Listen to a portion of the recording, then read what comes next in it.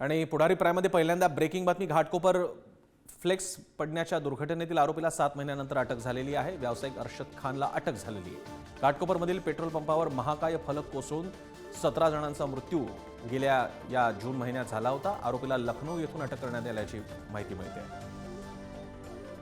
निखिल चव्हाण आपले प्रतिनिधी अधिक माहिती देत आहेत. निखिल,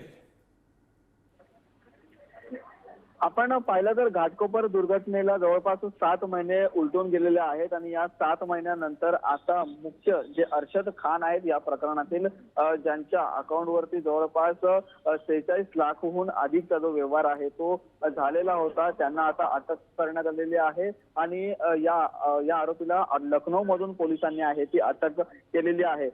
या संदर्भात आपण आधी पाहिलं तर इगो मीडियाचे संचालक भावेश भिंडे असतील, त्यासोबतच जान्हवी मराठे आणि सागर पाटील आणि मनोज संगू या इतर 4 जणांना अटक करण्यात आलेली होती आणि त्यांच्याबद्दल आरोपपत्र देखील दाखल करण्यात आलेलं होतं. परंतु या प्रकरणामध्ये मुख्य जी रक्कम ज्यांना मिळालेली होती त्याला मात्र अटक करण्यात अजूनपर्यंत आलेली नव्हती. तर ही मुंबई पोलिसांनी केलेली उल्लेखनीय कामगिरी म्हणावी लागेल. 7 महिन्यानंतर आता अटक केल्यानंतर यांच्याकडून अधिकचे पुरावे काय पुढे येतात किंवा यांच्याकडून अधिकची माहिती काय पुढे येते, हे टेंडर कशा प्रकारे मिळालेलं होतं, नक्की परवानगी कोणी दिलेली होती, या संपूर्ण गोष्टीचा जो खुलासा आहे तो आता या अर्शद खानला अटक केल्याच्या नंतर येईल. त्यामुळे ही महत्वपूर्ण जी कारवाई आहे ती म्हणावी लागेल.